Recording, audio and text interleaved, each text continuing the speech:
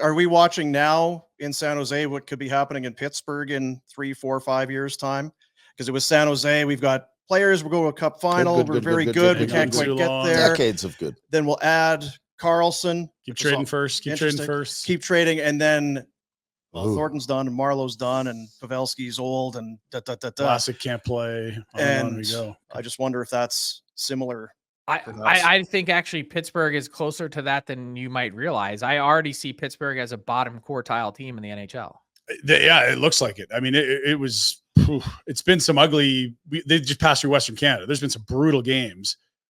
When you look back to Sid signing, I remember we were in Penticton for the Young Stars event mid-September when he signed that extension, and everyone's like, well, he just gave the Penguins a really good deal, but did he just cap off his Stanley Cups at 3? Because how does this play out from here? I mean, not that capping off your Stanley Cups at 3 is bad or anything. Pretty good run. Oh, it's incredible. It's just that, we might not see him in the playoffs again if he stays in Pittsburgh. If he asks for a trade, he'll get it. Yeah, and that's sort of but where he's never going to. That's not in his DNA. It's not what he wants. He wants to be a one team for life Pittsburgh Penguin. And he's said it, and every time he says it, no one believes him. I don't want to see him play on a good team. We feel for him more than we don't believe him.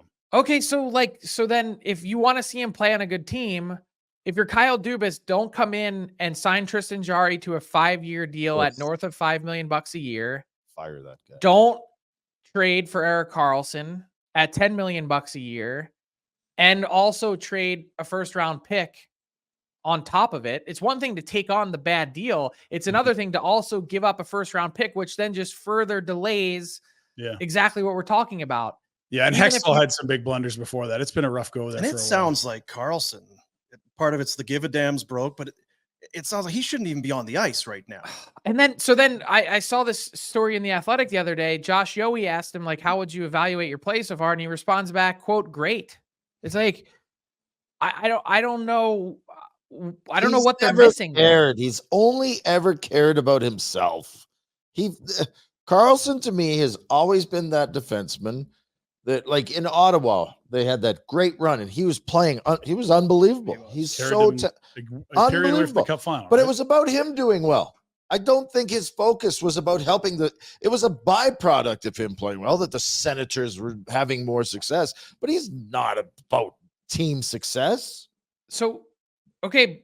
I'm not disagreeing with you, but what I'm saying is then listen to the counsel that Jason Spezza has been providing to Kyle Dubas. Jason Spezza is the assistant GM. He's pounding his fist on the table saying, you have to go out and get Erik Karlsson. This is the guy. He cares so much. He's going to turn our team around. Who's he helped? Like in what team situation? You could argue Ottawa, but they were a bad team. He almost come to the final. That was incredible. I'm not saying his play wasn't good. No, but that's helping a team. But then he went to San Jose, and it was, Burns, how great are they going to be? Have you heard more about him helping a team have success or being a hindrance?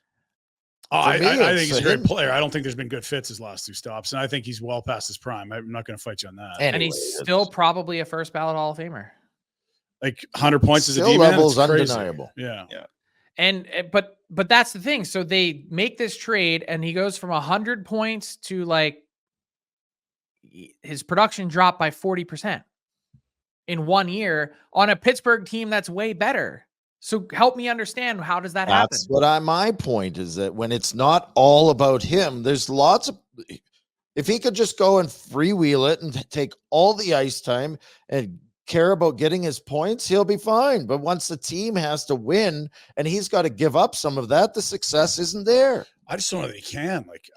I think there's definitely the work ethic thing, but it's like Erik Karlsson's much more valuable putting up points than trying to be good defensively. He's never been good defensively ever. Not asking him to be good defensively. Well, they also have Chris Letang, who's never really been good defensively. Right. And so when they went out and made that trade, you can go find the videos. They're on YouTube somewhere. I was saying, this is not a guy that they need. They don't need another Chris Letang. They don't need Erik Karlsson. They need a true defender. They need a stud defender. And they didn't go out and get him. Traded a couple away. And if you couple that, you have a couple guys in the back end that are past their prime. We're always more offense than defense anyway. But so they've become leaky, and your goalie. And Evgeny Malkin. This is how bad this team has been. Evgeny Malkin off to the best start of his career. Hart Trophy winner. Best start of his career this year.